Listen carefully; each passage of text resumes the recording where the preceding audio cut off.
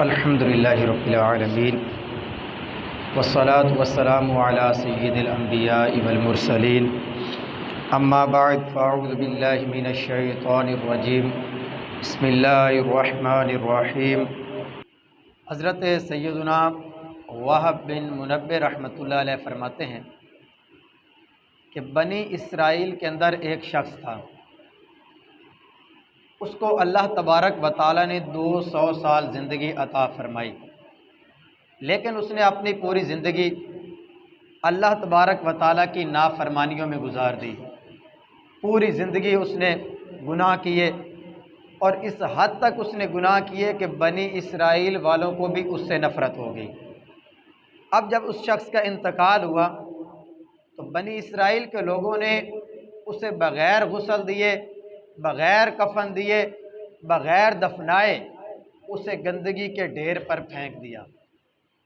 اب ادھر بنی اسرائیل کے لوگوں نے یہ اس کے ساتھ رویہ اپنایا، ادھر اللہ تبارک و تعالی نے حضرت موسیٰ علیہ السلام کی طرف وحی فرمائی، فرمایا موسیٰ فلاں جگہ پر ہمارے ایک بندے کو گندگی کے ڈھیر پر پھینک دیا گیا ہے، آپ جائیں اسے اٹھا کر اسے غسل دے کے کفن پہنا کے اس کی نماز جنازہ پڑھ کے اسے اچھے انداز سے دفن کیجیے۔ حضرت موسیٰ علیہ السلام جب اس جگہ پر پہنچے، دیکھا کہ ایک شخص گندگی کے ڈھیر پر ہے۔ آپ نے ان لوگوں سے پوچھا، بنی اسرائیل والوں سے، کہ اس بندے کو آپ نے گندگی کے ڈھیر پر کیوں پھینکا ہے؟ جب ان لوگوں نے اس کا پوری زندگی کا جو اعمال تھے وہ بتائے کہ اس نے پوری زندگی شراب نوشی کے اندر، اللہ تبارک و تعالیٰ کی نافرمانیوں کے اندر گزاری ہے، تو حضرت موسیٰ علیہ السلام کو بڑی حیرت ہوئی۔ اللہ تبارک و تعالیٰ کی بارگاہ میں عرض کی، باری تعالیٰ بنی اسرائیل کے لوگ تو اس کے بارے میں یہ کہہ رہے ہیں۔ اللہ تبارک و تعالیٰ نے فرمایا موسیٰ بنی اسرائیل کے لوگ سچ کہہ رہے ہیں، واقعی یہ بڑا گناہگار تھا، اس نے پوری زندگی میری نافرمانیوں میں گزاری ہے، لیکن اس کا ایک عمل تھا، یہ جب بھی تورات کھولتا اس کے اندر میرے محبوب نبی صلی اللہ علیہ وسلم کا نام محمد آتا، یہ اس کو چومتا، آنکھوں سے لگاتا اور ان پر درود پاک پڑھتا۔ اس کی یہ ادا مجھے اتنی پسند آئی، اس کے صدقے میں نے اس کی بخشش فرما دی ہے۔ اب غور کریں کہ ایک شخص جس کی پوری زندگی گناہوں میں گزری، لیکن اس کا ایک عمل نبی کریم علیہ السلام پر درود پاک پڑھنا، آپ سے محبت کرنا، حالانکہ وہ جانتا نہیں تھا اتنا، ابھی نبی کریم علیہ السلام دنیا میں تشریف بھی نہیں لائے، تو اس کی وجہ سے بھی اللہ تبارک و تعالی نے اسے اتنا مقام اور مرتبہ عطا فرما دیا۔ اور آگے روایت کے الفاظ کیا ہیں؟ فرمایا میں نے اس کی بخشش بھی کر دی ہے اور جنت کے اندر 70 حوروں کے ساتھ اس کا نکاح بھی فرما دیا ہے۔ اب آپ غور کریں کہ وہ تو بنی اسرائیل کا بندہ تھا، وہ نبی کریم علیہ السلام کی امت میں سے بھی نہیں تھا۔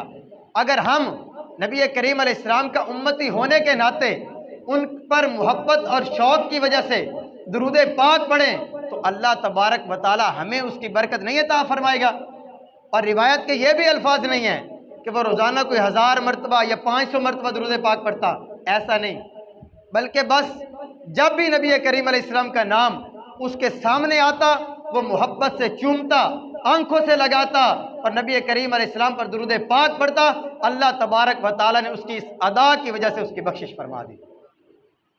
تو آپ بھی نیت کریں کہ جتنا ہو سکے زیادہ سے زیادہ نبی کریم علیہ السلام کی ذات مبارکہ پر درود پاک پڑھیں۔ ہو سکتا ہے یہی ہمارا عمل اللہ تبارک و تعالیٰ کی بارگاہ میں مقبول ہو جائے، اللہ پاک اس کے صدقے ہماری بخشش فرما دے۔ آگے سنیے، نبی کریم صلی اللہ علیہ وسلم آپ کو اللہ تبارک و تعالیٰ نے جہاں اتنی شانیں عطا فرمائیں، اور ہے تو ایسا کہ نبی کریم علیہ السلام کو جتنی اللہ پاک نے شانیں، جتنے کمالات عطا فرمائے، وہ ایک بندہ تو کیا پوری مخلوق بھی مل کر بیان کرے ان کو پوری زندگی بیان نہیں کر سکتے۔ آپ کی انہی شانوں میں سے ایک شان یہ ہے کہ اللہ تبارک و تعالیٰ نے آپ کو اس دنیا کے اندر معلم اور استاد بنا کر بھیجا ہے۔ یعنی نبی کریم علیہ السلام کو اللہ تبارک و تعالیٰ نے یہ شان عطا فرمائی کہ آپ کو اس دنیا کے اندر اللہ تبارک و تعالیٰ نے معلم کائنات، اس دنیا کا سب سے بہترین استاد، سب سے بہترین تربیت کرنے والا بنا کر اس دنیا میں بھیجا۔ اور یہ آپ کی تربیت ہی کا نتیجہ ہے کہ وہ افراد جن کو معاشرے کے اندر عزت کی نگاہ سے نہیں دیکھا جاتا، وہ افراد جنہیں لوگ چرواہے کہہ کر پکارتے اور اس زمانے کو زمانہ جاہلیت کہہ کر پکارتے، انہی افراد کو نبی کریم علیہ السلام نے جب ان کی تربیت کی، دین اسلام کے دامن سے وہ وابستہ ہوئے، دین اسلام کے دامن سے وابستہ ہو کے انہوں نے اپنے ہاتھ نبی کریم علیہ السلام کے ہاتھوں میں دے دیے، تو اللہ تبارک و تعالیٰ نے ان کو اتنا مقام اور مرتبہ عطا فرمایا کہ ان کو نبی کریم علیہ السلام کا صحابی ہونے کا شرف بھی عطا فرمایا، اور پوری کائنات سے سب سے بڑھ کر افضل اور اعلیٰ مقام بھی انہیں عطا فرما دیا۔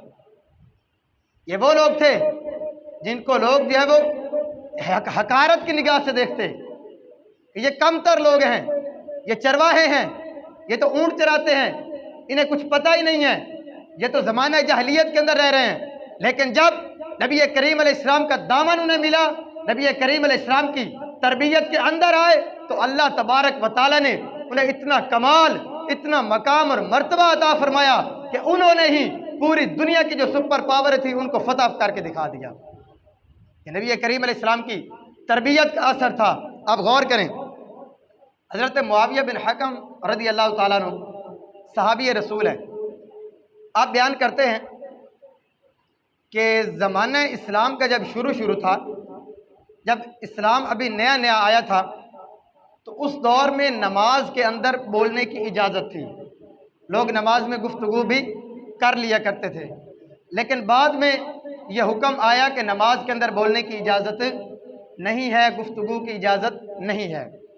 حضرت معاویہ بن حکم سلمی رضی اللہ تعالیٰ عنہ فرماتے ہیں کہ میرے ساتھ ایک واقعہ پیش آیا کہ مجھے ابھی اس حکم کے نازل ہونے کا علم نہیں ہوا تھا۔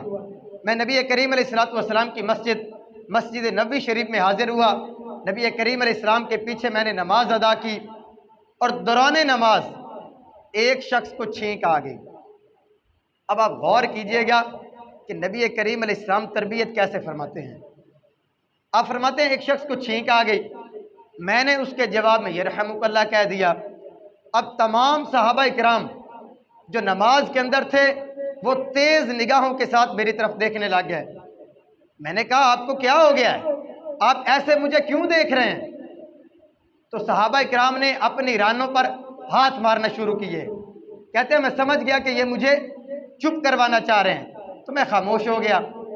جب نماز ختم ہوئی تو معلم کائنات حضور نبی کریم صلی اللہ علیہ وسلم نے مجھے بلایا، اور نہ مجھے ڈانٹا نہ مجھے سزا دی۔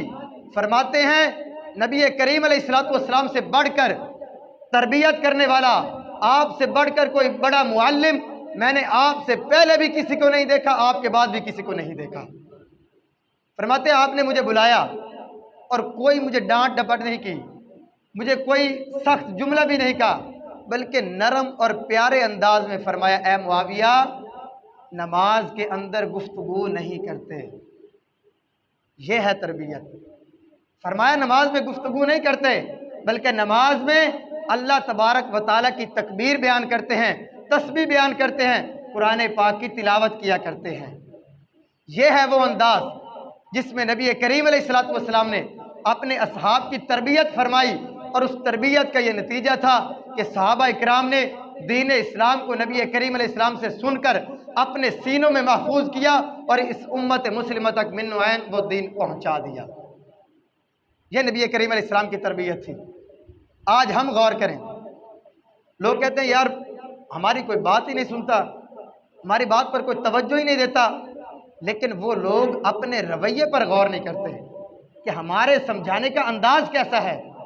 اگر کسی سے غلطی ہو جاتی ہے تو ہم کیا کرتے ہیں، سارے لوگوں کے درمیان اسے سمجھانا شروع کر دیتے ہیں۔ اب اس سے کیا ہوگا، اس سے اگلا بندہ سمجھنے کے بجائے ضد پر اتر آئے گا، وہ ضدی ہو جائے گا، تو فائدے کے بجائے کیا ہوگا، نقصان ہو جائے گا۔ اسی طرح ہم گھروں میں دیکھتے ہیں اپنی اولاد کی تربیت کس طرح کر رہے ہوتے ہیں۔ कोई उनसे गलती हो गई है, अब अगर कोई मेहमान आ गया तो क्या करेंगे, पूरी स्टोरी उसकी मेहमान को बयान करेंगे और उसके मुंह पे बैठकर उसकी तरबियत करना शुरू कर देंगे, मेरा बेटा तो ऐसा है ऐसा है। अब बेटा जब सामने बैठकर आप उसकी बेइज्जती कर रहे हैं, मेहमान के सामने उसकी जो है वो इज्जत नफ्स को मजरूह कर रहे हैं, तो वो आपकी बात मानेगा या आपका नाफरमान बनेगा? तो ये हमारे अंदर जो है वो इस तरह की कमज़ोरियाँ पाई जाती हैं। तो इस हदीस पाक से क्या मालूम हुआ, उलमाए किराम फरमाते हैं कि किसी को नरम और अच्छे अंदाज से समझाना ये नबी करीम अलैहिस्सलातु वस्सलाम की सुन्नत मुबारका है। किसी से गलती हो जाए उसको प्यार से समझाएं। आज हमारा क्या होता है, अगर हमारे यहाँ 10-12 साल के बच्चे मस्जिद में आते हैं, अब वो बाज़ को शरारत भी कर देते हैं, अब लोग वहीं पर उसे डांट डपट शुरू कर देंगे, मारना शुरू कर देंगे, उसे जो है बाज़ औक़ात तो मस्जिद में गालियाँ देना शुरू कर देते हैं। तो इससे क्या होगा, बाज़ औक़ात ऐसा होता है कि वो बच्चों का दिल ही टूट जाता है, वो मस्जिद में आना छोड़ देते हैं। तो ये नुकसान हुआ या फ़ायदा हुआ, बच्चा नमाज़ों से दूर हो गया। तो इस तरह का रवैया हमें अपनाना नहीं चाहिए।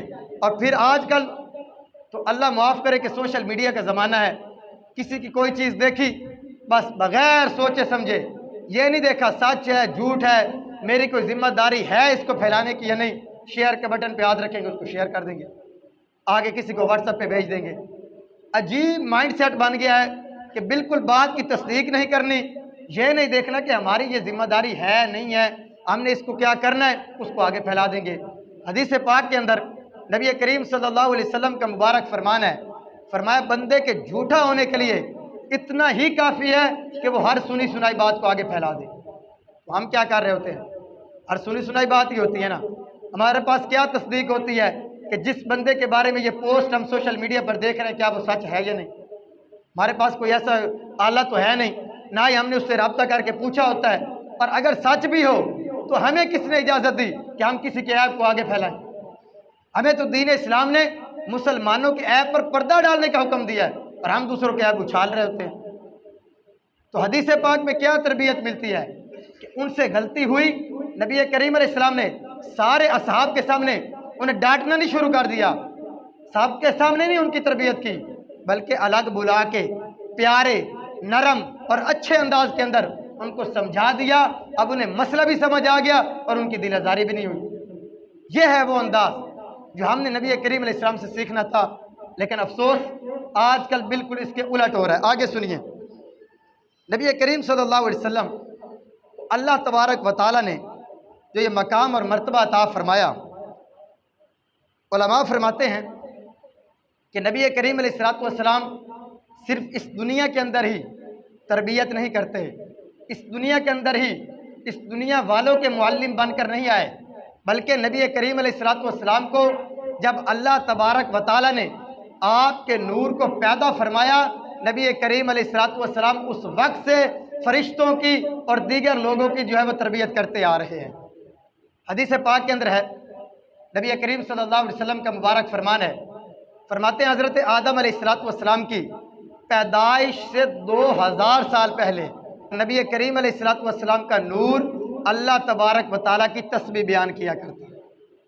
अब गौर करें कि अभी आदम अलैहिस्सलाम की तख्लीक नहीं हुई, लेकिन क्या फरमाया कि अल्लाह तबारक व तआला ने आदम अलैहिस्सलाम को पैदा करने से 2000 साल पहले जब मेरा नूर तस्बीह करता तो उस तस्बीह की आवाज़ सुनकर अल्लाह तबारक व तआला के फरिश्ते भी अल्लाह पाक की तस्बीह बयान किया करते हैं। अभी नबी करीम अलैहिस्सलाम दुनिया में तशरीफ़ नहीं लाए, इससे पहले ही नबी करीम अलैहिस्सलातु वस्सलाम आलम अरवा के अंदर फरिश्तों की तरबियत फरमा रहे हैं। आगे सुनिए, मशहूर हदीस पाक है, नबी करीम अलैहिस्सलातु वस्सलाम से पूछा गया मता वजबत लकन नबुव्वा, या रसूलल्लाह आपको कब नबूवत अता की है? तो नबी करीम अलैहिस्सलाम ने क्या इरशाद फरमाया, फरमाया व आदम बैन रूह वल जसद, अभी हज़रत आदम अलैहिस्सलाम रूह और जिस्म के दरमियान थे, उस वक्त अल्लाह तबारक व तआला ने मुझे नबूवत अता फरमा दी थी। अब नबी करीम अलैहिस्सलाम आलम अरवा के अंदर हैं और नबी करीम अलैहिस्सलाम दीगर अम्बिया की और दीगर फरिश्तों की तरबियत फरमा रहे हैं। ये मकाम, ये शान अल्लाह तबारक व तआला ने अपने महबूब अलैहिस्सलाम को अता फरमाई है। आपको मुअल्लिम कायनात बना के भेजा, अगर किसी से कोई गलती हो जाए तो नबी करीम अलैहिस्सलाम अपने असहाब की तरबियत फरमाते। अब गौर करें, کہ نبی کریم علیہ الصلوۃ والسلام اللہ تبارک و تعالیٰ نے آپ کو پوری کائنات کا استاذ بنا کر بھیجا، لیکن آپ کی اپنی کیا شان ہے؟ نبی کریم علیہ الصلوۃ والسلام کا ایک لقب ہے امی۔ آپ کے جو نام لکھے ہوتے ہیں آپ نے اس میں دیکھا ہوگا ایک لقب لکھا ہوتا ہے امی۔ اب امی کا مطلب کیا ہے؟ امی اس کو کہتے ہیں جس نے دنیا کے اندر کسی سے تعلیم اور تربیت کسی دنیا والے سے حاصل نہیں کی۔ نبی کریم علیہ الصلوۃ والسلام نے اس دنیا کے اندر آ کر کسی سے تعلیم حاصل نہیں کی، کوئی آپ کا استاذ نہیں ہے، بلکہ نبی کریم علیہ السلام کو اللہ تبارک و تعالیٰ نے خود علم عطا فرمایا۔ نبی کریم علیہ الصلوۃ والسلام کو تمام چیزوں کا علم اللہ تبارک و تعالیٰ نے خود عطا فرمایا، تو یہ شان اللہ تبارک و تعالیٰ نے آپ کو عطا فرمائی۔ یہ آپ کا معجزہ ہے کہ آپ خود تو پوری کائنات کے معلم بن کر آئے، لیکن اس دنیا کے اندر نبی کریم علیہ الصلوۃ والسلام کا کوئی معلم اور استاذ نہیں ہے۔ اس کے باوجود اللہ تبارک و تعالیٰ نے آپ کو مقام اور مرتبہ عطا فرمایا، آپ کو ہر چیز کا علم عطا فرمایا، تو یہ اللہ تبارک و تعالیٰ کا نبی کریم علیہ الصلوۃ والسلام پر خصوصی فضل و کرم تھا۔ آپ سنیے، اللہ تبارک و تعالیٰ ارشاد فرماتا ہے ارسلنا فیکم رسولا، ہم نے تمہارے اندر تم ہی میں سے ایک رسول کو بھیجا، فرمایا یتلو علیکم آیاتنا، وہ تمہارے درمیان ہماری آیتوں کی تلاوت کرتے ہیں، اور کیا کرتے ہیں؟ وَيُزَكِّيكُمْ، وہ تمہیں پاکیزہ کرتے ہیں، وَيُعَلِّمُكُمُ الْكِتَابَ وَالْحِكْمَةَ، وہ تمہیں کتاب کا علم سکھاتے ہیں اور تمہیں حکمت اور دانائی کی باتیں سکھاتے ہیں۔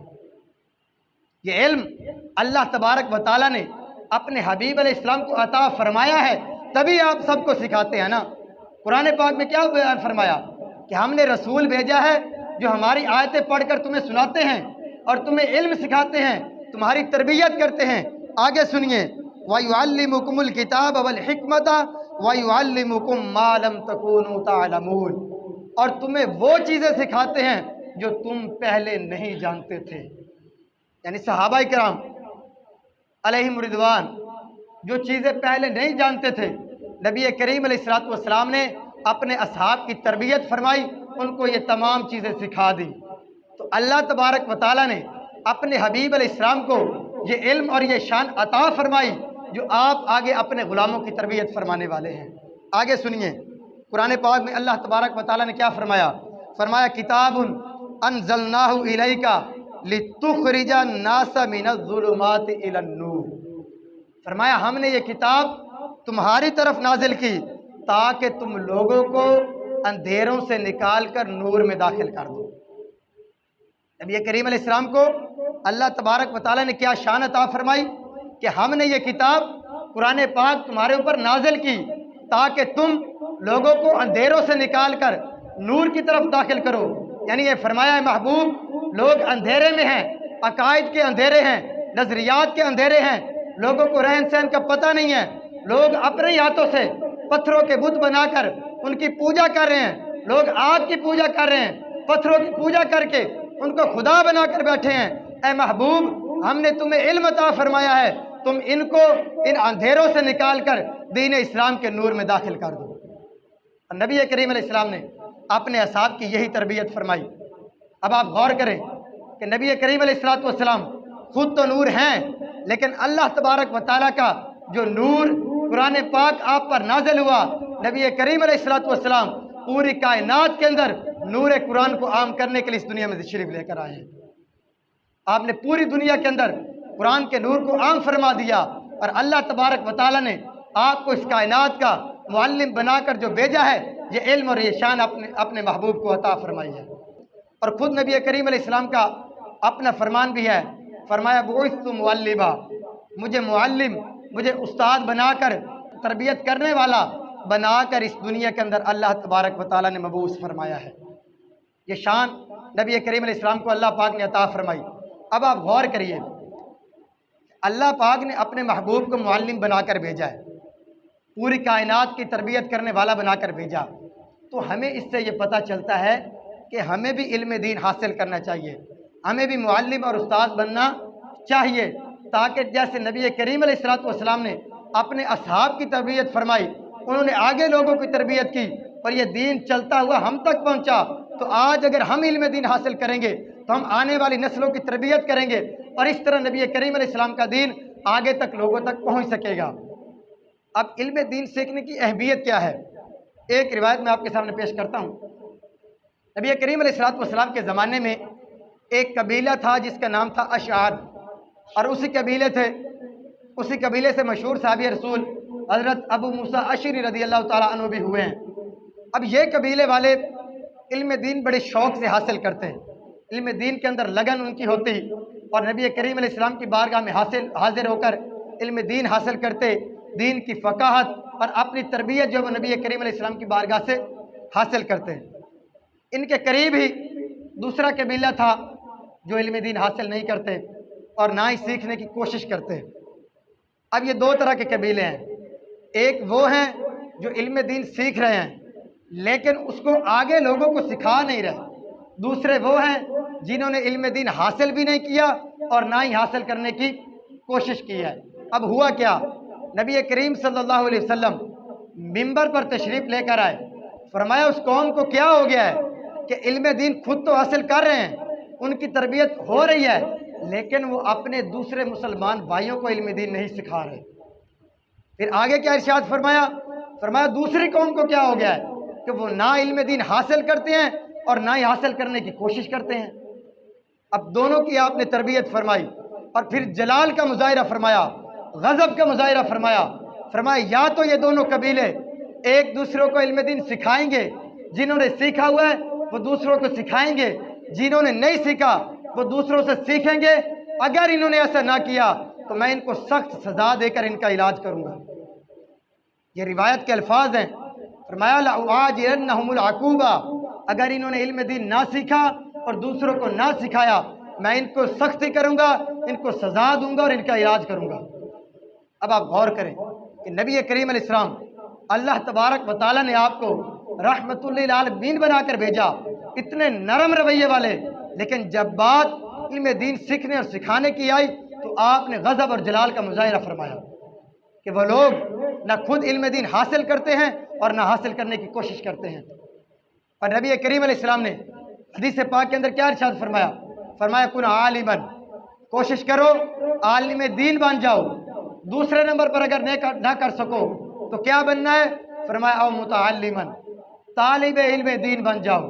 اگر یہ بھی نہیں کر سکتے او محباً، علماء سے محبت کرنے والے بن جاؤ۔ اگر یہ بھی نہیں کر سکتے علماء کی جو ہے وہ پیروی کرنے والے بن جاؤ۔ اب آپ غور کریں، روایات کے اندر الفاظ ہیں، نبی کریم علیہ السلام نے فرمایا اگر ان کے علاوہ پانچویں بنو گے تو ہلاک ہو جاؤ گے۔ یہ چار کیٹیگری آپ نے بیان فرما دی، ان چاروں میں سے کسی ایک کے اندر ضرور آ جانا ہے، یا عالم دین بن جاؤ، یا طالب علم دین بن جاؤ، یا علماء سے محبت کرنے والے بن جاؤ، او متبعین، یا علماء کی پیروی کرنے والے بن جاؤ۔ فرمایا اس سے پانچویں بنو گے تو ہلاک ہو جاؤ گے۔ آج ہم غور کریں، ہم کس کیٹیگری کے اندر کھڑے ہیں؟ کیا ہم نے علم دین حاصل کیا؟ کیا ہم طالب علم دین بنے؟ کیا علماء سے محبت کرنے والے بنے؟ کیا ان کی پیروی کرنے والے بنے؟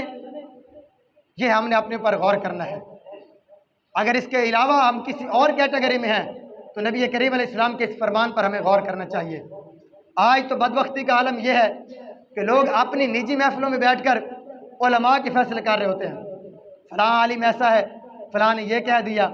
اللہ کے بندو آپ اپنے اوپر غور کرو، آپ کو خود نماز کے فرائض کا پتہ ہے، واجبات کا پتہ ہے، خود 5 نمازیں پڑھ نہیں پاتے اور علماء کے فیصلے اپنی مجلسوں میں بیٹھ کر رہے ہوتے ہیں۔ حیرت کی بات ہے نا۔ تو ہمیں یہ غور کرنا ہے کہ ہم نے ان 4 چیزوں کے اندر کسی چیز کے اندر ہمارا نام آتا ہے، اگر نہیں آتا تو جو اگلے روایت کے الفاظ ہیں کہ 5واں بنو گے تو ہلاک ہو جاؤ گے، علم دین سے دور ہوتے جا رہے ہیں، علم دین کا نور ہمارے دلوں سے نکلتا جا رہا ہے۔ اللہ تبارک و تعالیٰ کی بارگاہ میں دعا ہے کہ اللہ پاک دین اسلام پر عمل کرنے کی توفیق عطا فرمائے اور علماء دین، علماء حقہ کا ہمیں جو مطیع اور فرما بردار بننے کی توفیق عطا فرمائے۔ آمین بجاہ نبی الامین صلی اللہ علیہ وسلم۔